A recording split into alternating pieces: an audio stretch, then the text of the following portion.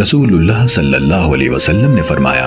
جب مؤذن اللہ اکبر کہے تو تم میں سے ہر ایک اللہ اکبر کہے، پھر وہ مؤذن کہے اشہد ان لا الہ الا اللہ تو وہ بھی کہے اشہد ان لا الہ الا اللہ،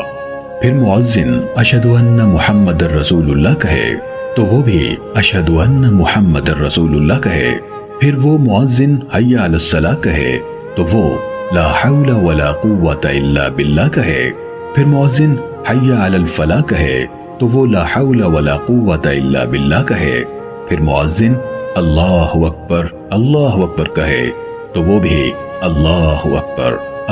اکبر کہے، پھر مؤذن لا الہ الا اللہ کہے تو وہ بھی اپنے دل سے لا الہ الا اللہ کہے تو وہ جنت میں داخل ہوگا۔ صحیح مسلم حدیث نمبر 850۔